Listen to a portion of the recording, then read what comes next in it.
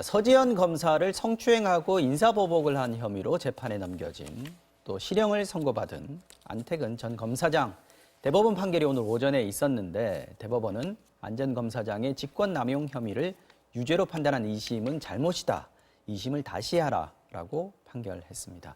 자, 승윤님, 네네. 지금 서울 동부구치소에 지금 수감 중인데 보석을 신청했다라고 보석 허가를 받았다는 얘기가 직권 있어요. 보석을 받았습니다. 사실 두 가지가 있는데요. 보통 저렇게 이제 무죄 취지에 이제 대법원에서 파기환송을 하면 첫 번째 할 수 있는 게 이제 직권 보석을 할 수 있고 구속 취소를 할 수 있는데 뭐 이 부분은 법원의 재량이라고 분명히 저희를 보고 있는데 딱 한 가지 제가 말씀드리고 싶은 것은 구속 취소가 된다는 구속 자체의 효과가 없어지는 거. 지금까지 구속했는 게 없어지는 것이고 네. 보석은 구속의 효과는 있는데 아하. 그 구속의 효과가 잠시 정지되어 있는 거기 때문에 파기 환송이 되었을 때 물론 법리적 측면에서의 법원의 판단, 대법원의 판단이 있었지만 다시 파기 환송되는 그 항소심에서 어떠한 사실관계에 대해서 판단을 할 것인지는 네. 좀 남겨져 있고 그래서 지금은 법원에서는 구속 취소를 했는 것이 아니라 예, 직권 보석을 해서 예, 지금 풀려나서 앞으로 이제 파기 환송되는 항소심에서 재판을 받을 것이라고 생각을 합니다. 보석 상태에서 이제 파기환송심을 받게 되는 네네. 상황이군요.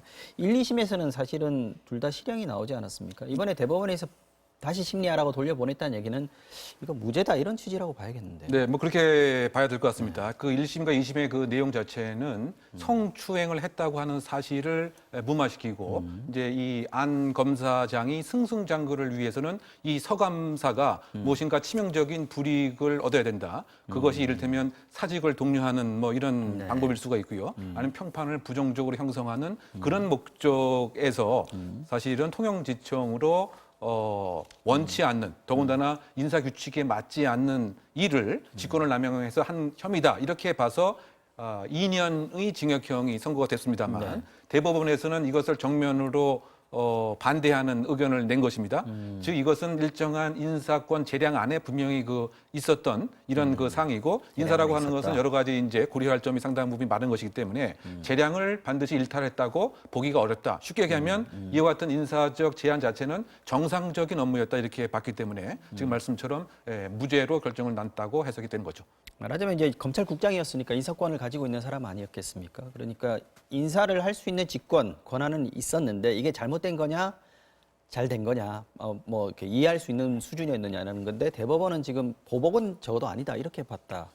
이제 이걸 행정법 이야기로 조금 이제 풀어서 설명을 드리면 침해적 행정행위가 있고 침해적. 수익적 행정행위가 있는데 지금 이제 서검사의 어떤 그 인사보복이라는 건 이런 겁니다. 원래는 부치지청이라 그래서 이것도 약간 일본식 표현이라 좀 고쳐야 되는 부분인데 지금까지 나와 있는 그냥 통상 용어니까 그러니까 차장검사는 없고 부장검사만 있는 지방검찰청 을 우리는 부치지청이라고 하는데 네. 원래 부치지청이 한 번 있으면 다음에는 배려를 해서 그 서울권으로 경기권으로 올려주는 게 맞는데 지금 여주지청에 있었는데 여주지청이 이제 부치지청이거든요. 그러면 당연히 이제 서울권 경기권으로 더 가깝게 와야 되는데 네. 지금 통영지청으로 다시 한번 부치지청으로 갔다 이렇게 되는데 그 당시에 2심 판결문에 보면 이런 말이 나옵니다. 아직까지 한 번도 그런 적이 없었다라는 말이 나오는 거예요. 그러니까 부치지청에서 다시 부치지청으로 갔는 적은 없기 때문에 이런 부분은 분명히 뭔가의 직권 남용의 혐의가 있지 않느냐 이렇게 이제 봤는데 아까 제가 말씀드렸다시피 수익적 행정행위라는 것은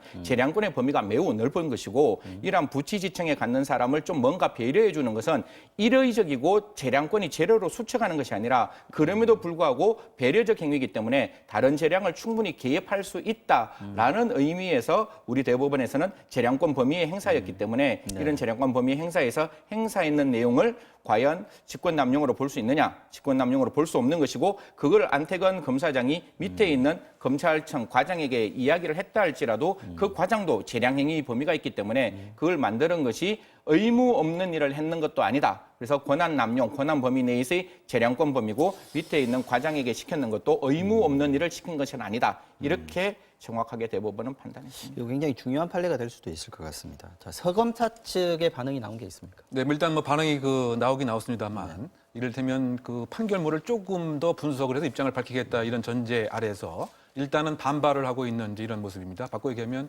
직권 남용의 해석 자체를 너무 좁게 정한 것은 아니냐. 1심과 2심에서 너무 또 차이가 나기 때문에 따라서 이제 즉각 반발하는 입장인 것 같고요. 네. 더군다나 그 2018년 1월에 이른바 한국 사회에서 미투 운동을 확산하게 했던 그렇습니다. 첫 그와 같은 그 사례였는데 네. 이와 같은 그 입장이라 본다면 제도적 권리 안에서 네. 미투라고 하는 것을 어떻게 전개하겠느냐라고 하는 혹시 얘기를 하지 않을까도 저는 생각합니다만 그 같은 공식적인 입장은 아직은 나오고 있지 않고 다만 면죄부를 준 것에 불과한 것이다. 따라서 상당히 납득하기 어렵다. 이렇게 반발하는 입장을 표명하고 있습니다. 알겠습니다. 파장이 또 있을 것 같습니다. 지켜보겠습니다. 지금까지 이웅혁 건국대 경찰학과 교수, 승재현 한국형사정책연구원 연구위원과 함께 말씀 나눴습니다. 오늘 고맙습니다.